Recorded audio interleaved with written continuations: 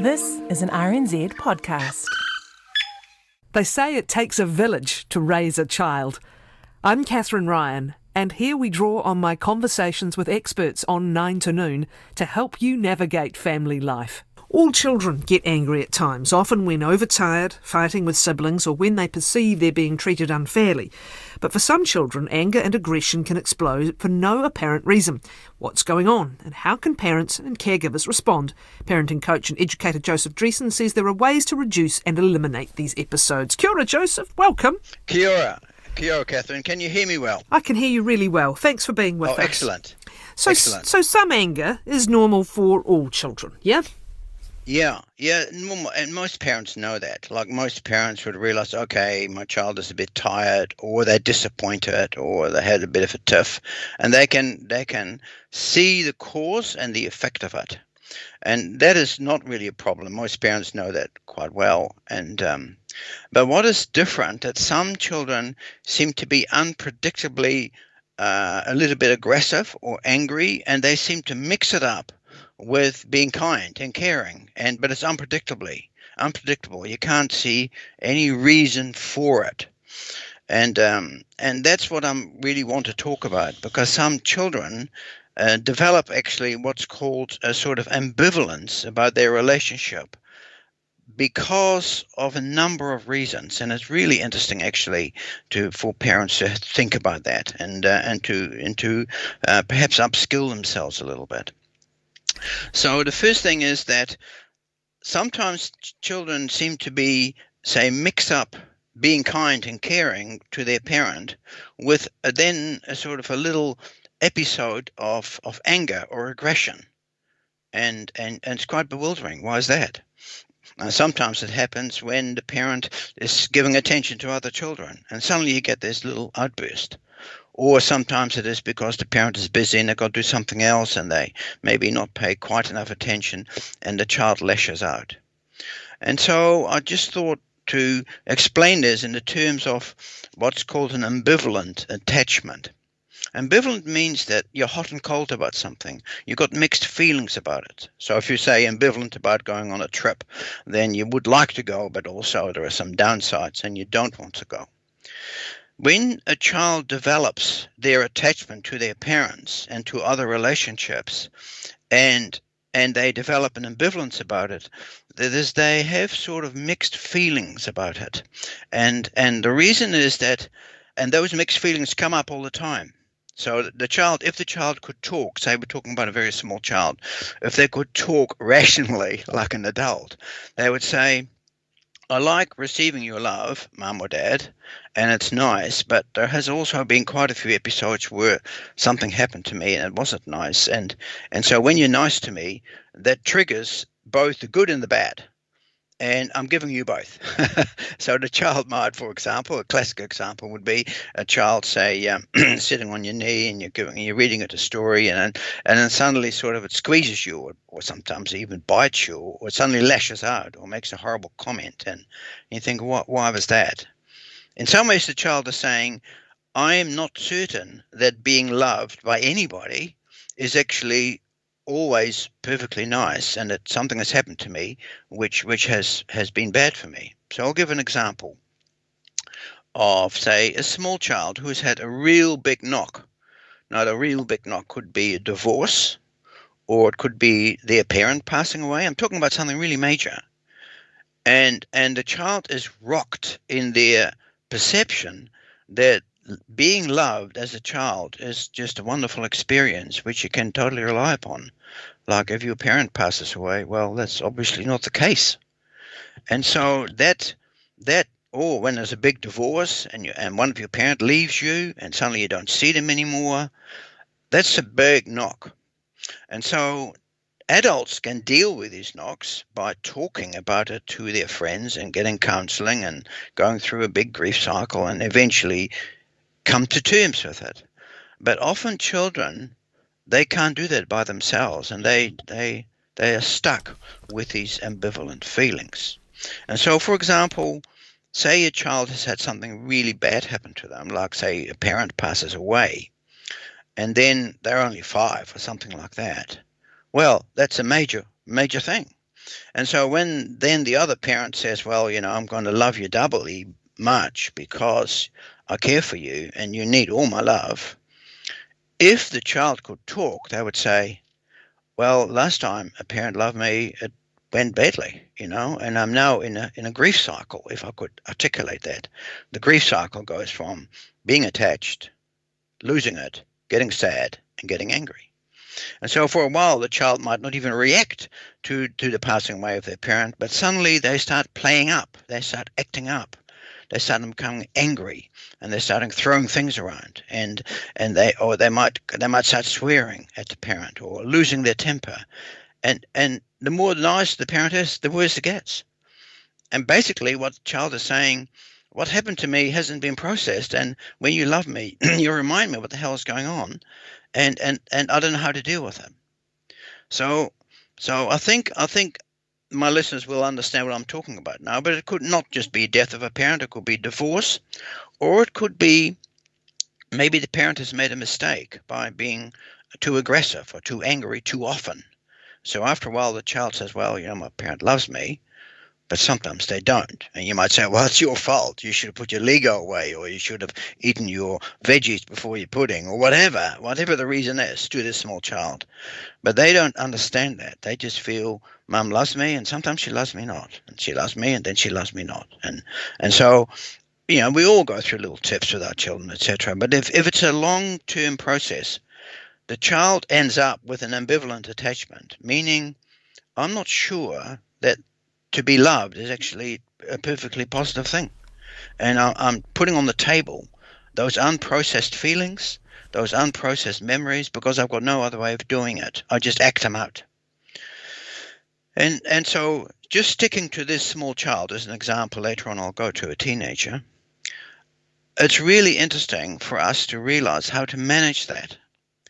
Because let's say you've got a little child who's had something bad happen to them for whatever reasons, and they suddenly lash out and angry and kick things and throw some Lego around, and they seem unpredictably angry. If you return that anger, if you say, well, that's really naughty of you, then actually, if you now have these two dialogues retranslated into adult language, the child says, I am not certain about being loved wholeheartedly without also experiencing pain, because that's what happened to me. I don't know how to process it, so I'm putting it on the table now. And if you get angry and say, well, that's really bad, go to your room because you're just such a naughty little boy, or etc., then the child says, see, you've proven it to me. That is, this relationship is good and bad. You're angry at me. I don't know why. Anyway, you could say to the child, well, you started it, but they're only 5. They have no understanding. They do this unconsciously. And so our natural reaction of dealing with children who are persistently nice and a little bit not nice, of getting angry with them, will only make it way worse.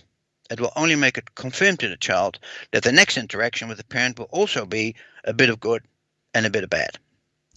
And so to get out of that, a parent has to be a little bit more skillful than with a normal happy child, where you can just tell them off and say, come on, we're not doing that. I'm disappointed with you. Go and sit in your thinking chair and think about it and don't do this again. With this pattern of repeated behavior, that's not the right way to go. If you want to go back to the translation, the child says, I'm not sure about our relationship because how often will I get a bad thing happening to me? Your response should be, never. I'm going to love you unconditionally, and I will take that pain away. And so it's very counterintuitive when some of these children kind of spit a dummy at you to actually respond to kindness. Doesn't mean to say you accept it. So it's quite a skill set. You say, well, let's not do that. We had a wonderful time. I don't think you should be throwing Lego at me. There's no need for that. You can divert and distract a child and just soothe it out and calm it down but don't get angry. Just realize what they are doing is actually sort of processing their sadness and grief in their own little unskilled way. The anger just reinforces the behaviour, as you say, because the behaviour is there to test the situation, and if you reinforce it, it's going to be tested again and again.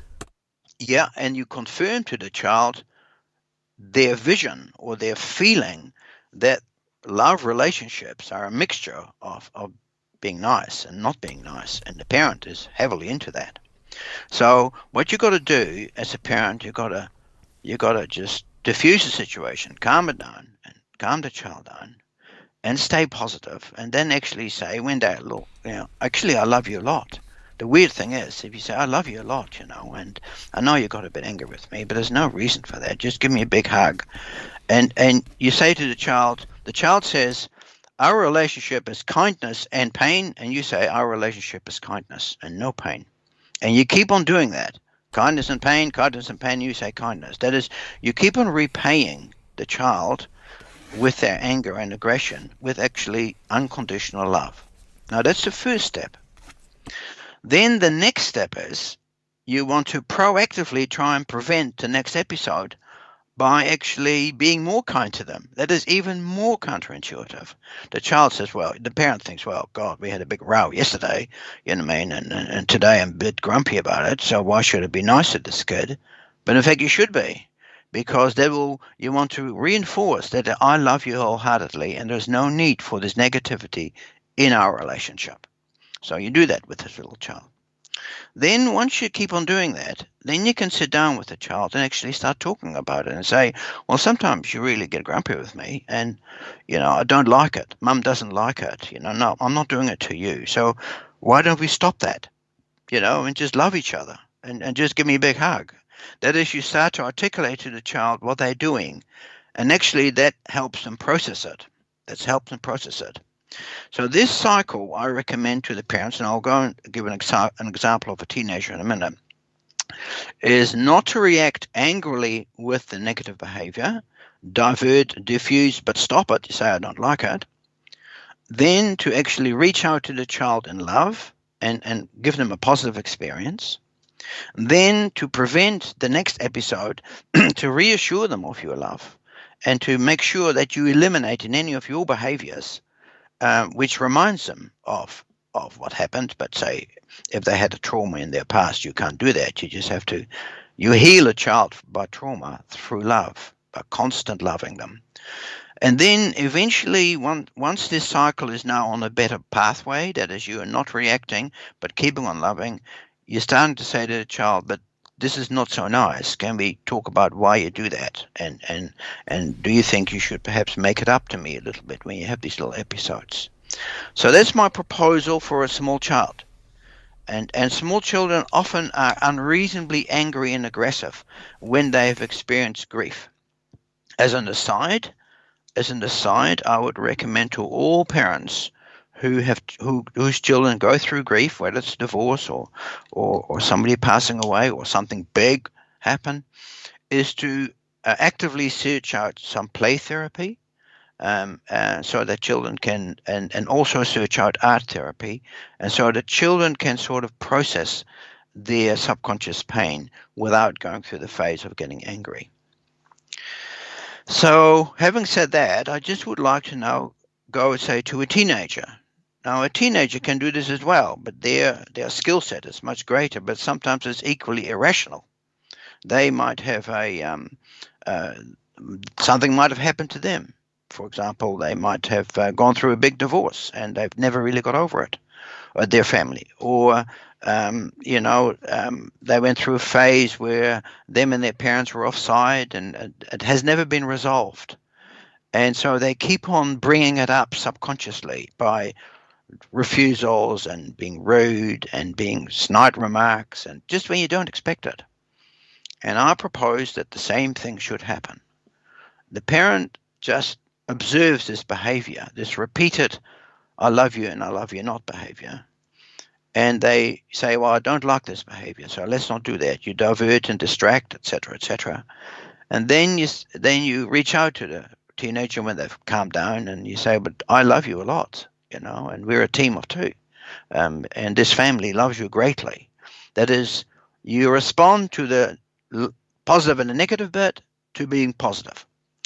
And then you try and prevent those episodes by actually going out of your way to strengthen your relationship with a teenager. It might be taking them out for lunch, or it might be taking them to the movies, or it might be playing some games with them together. That is, you make a bit bigger effort to try and heal that ambivalence.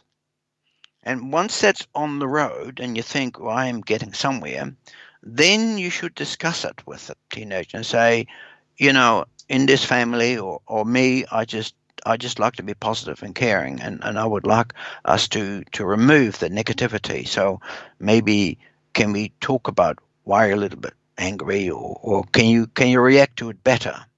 And that cycle you have to repeat over and over again.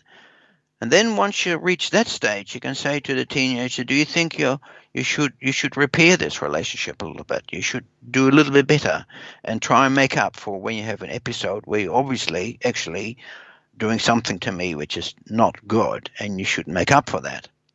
So that cycle is the same. It's a counterintuitive cycle. It is understanding that the child is ambivalent subconsciously about the relationship because they have associated negative aspects of the relationship, and they combine that as a combination, and they keep on giving it to you, and you keep on responding by saying, actually, I'm giving you a really caring relationship back. Okay, So, I've got some questions, but let's answer the ones that have come in from listeners. What is a good Yep. book for a 13-year-old boy to read to understand his own anger impulses and how to deal with them? Bright boy, but like most, he can sometimes fall back into the reptilian brain and lash out. I think that lashing out, the parents should actually ask themselves, why are they lashing out and what are the precipitating factors? And then they need to do this exact cycle where they talk with the child and say, can we do this a little bit better?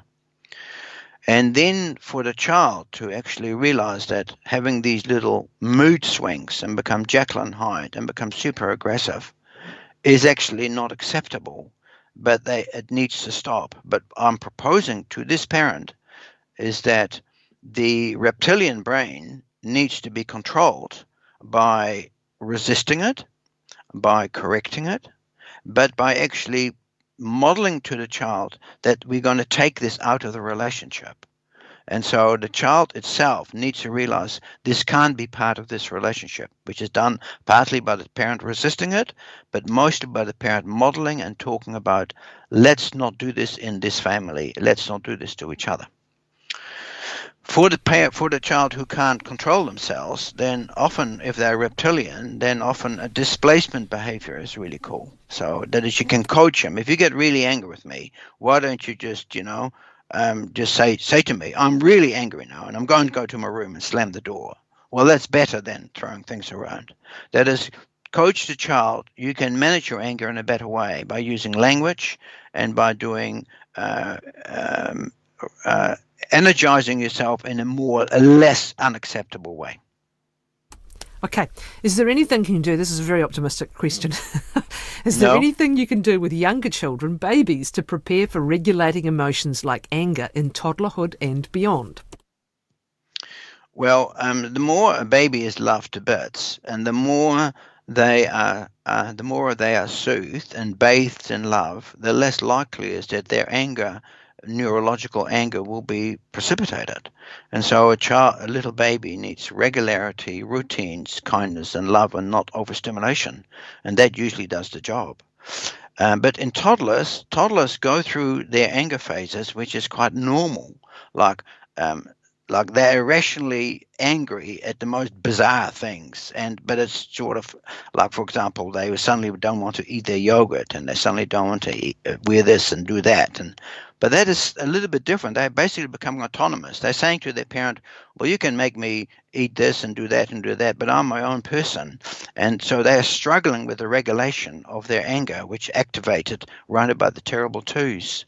But again, the same thing needs to happen. The parent needs to react to it with calmness and care, and just say, but we don't do that here, let's not do that. And so the parent models calmness and care and keeps on speaking to the child, because it's their speaking part of their brain which will help them self-regulate. So after a while, the parent might say, well, you've got to learn to control yourself, And the terrible twos that will be up and down. But it's the persistence of the parents caring, resisting, without aggression and anger, and then asking the child to make it up, which actually will get the child through that phase. But the terrible twos is a normal phase. Couple more coming, 3 more actually, Yes. so let's focus them. Yeah, sure. How do you intercede with the aggressive behaviour when it's directed at a younger sibling without telling them and showing anger? 5-year-old and nearly 3-year-old.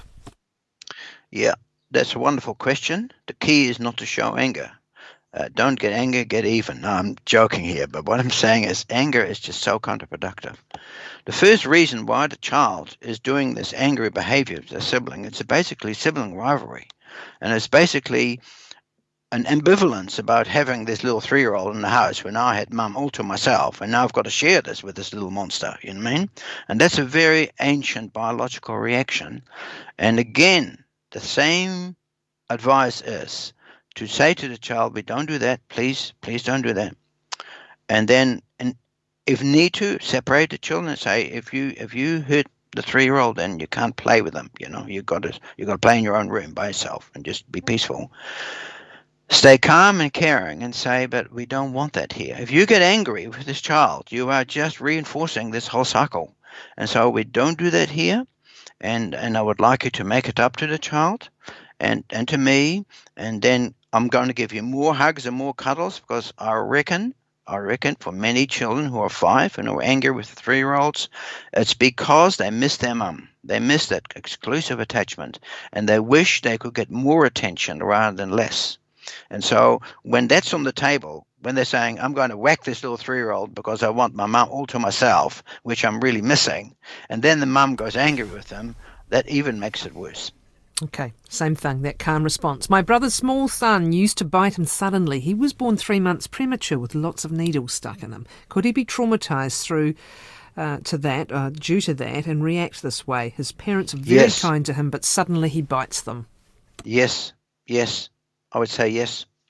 I would say that child has got ancient memories of pain and associated with, I'm born on earth, here we are, this is the family, what a wonderful ride this is, getting needles stuck into me all day.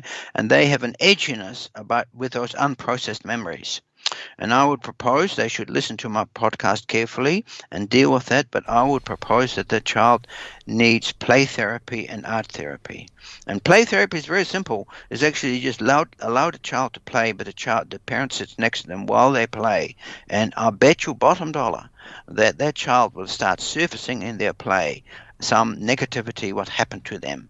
And I had a wonderful example of dealing with a child who had a similar situation, and she chose a play of a Lego set in hospital, and she sat there for an hour and a half playing with that hospital set, while I just sat next to her and just smiled at her and said, in my actions, kind of, I really care about you.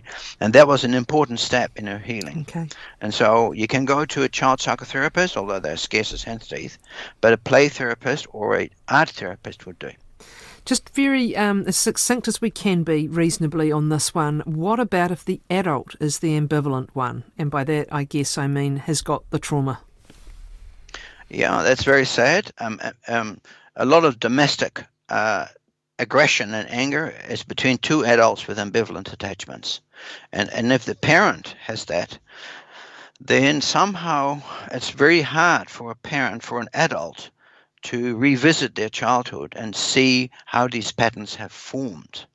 But the best thing to do with a parent like that is to have somebody sit down with them and say, your role as a parent is to provide positive leadership.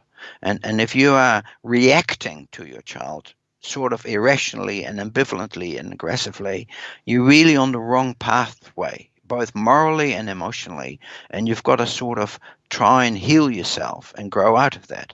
That is a big job. That's a very big job for an adult to actually understand what happened to them in their childhood and their ambivalent attachment, because they just react. It gets activated. Their child is naughty, so I'm going to get really angry with them because they're really bad. You know what I mean? Many adults take it all personally. They think the child is doing this on purpose against them, and so they want to retaliate. But they need to go into a pathway of healing and sort of a more moral pathway. Thank you, parenting coach and educator Joseph Driessen.